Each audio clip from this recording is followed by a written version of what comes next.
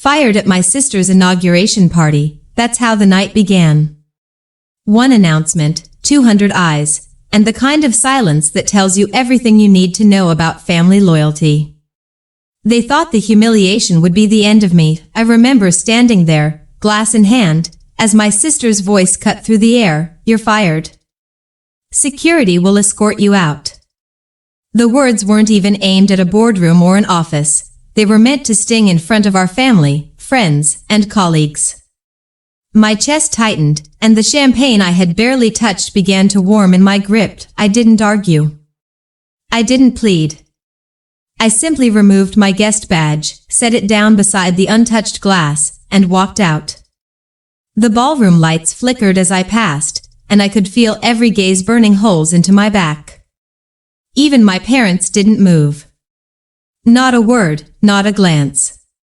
It was as if I'd ceased to exist in that moment. Outside, the cold December air hit me like a wave. My boots crunched on the icy sidewalk as I replayed the scene over and over. How could she do this? My own sister, the one who had celebrated my small victories, was now publicly erasing me from our shared family legacy. Anger bubbled beneath my chest like molten lava, but so did clarity. I knew one thing. I wasn't going to let this define me. By the time I reached my car, I had a plan forming in the shadows of my mind. This wasn't just about revenge, it was about reclaiming my identity, my pride, and proving to everyone, including her, that I could rise from this and strike back in a way they'd never see coming. As I started the engine, I whispered to the empty streets, "They think this is the end. They don't know me." The first days after the party were the hardest. Every notification on my phone felt like a reminder of the humiliation. Social media had turned into a theater of gossip, and work calls went unanswered from the few contacts I trusted. But I didn't crumble. I rebuilt. I started by cutting ties with the predictable, friends who took sides, colleagues who whispered behind doors. I needed clarity, resources, and a strategy. I moved to a small, high-rise apartment downtown, took a job consulting for a rival firm, and began networking relentlessly. Every email, every handshake, every meeting became a brick in the fortress I was building around my comeback. Weeks turned into months.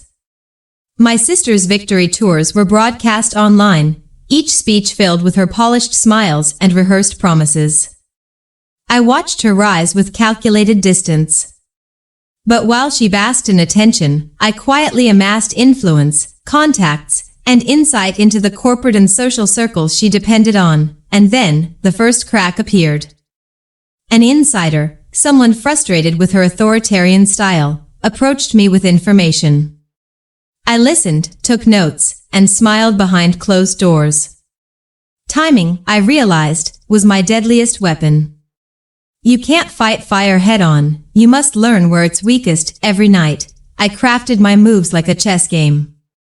Each post, each business proposal, each quiet partnership was a calculated step toward destabilizing the image she had so carefully curated. Revenge wasn't about instant gratification, it was a symphony, and I was writing the score. The night I made my move, I felt no hesitation. My sister had a gala scheduled, an event for networking and self-promotion. Invitations were exclusive, the kind where everyone wants a piece of power. I walked in, dressed in understated elegance, unrecognized by most until the whispers started. It wasn't about confrontation. I didn't storm the stage.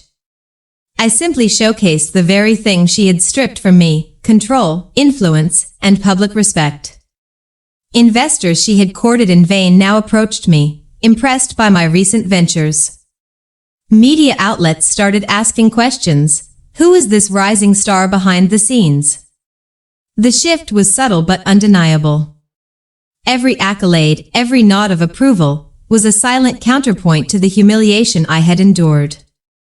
And when she finally noticed, there was that flicker in her eyes, a realization that the narrative was no longer hers alone. By the end of the night, she was a guest, not a host.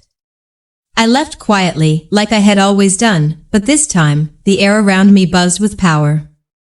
Revenge isn't messy or loud, it's precise, like a scalpel, months later, the tables had completely turned.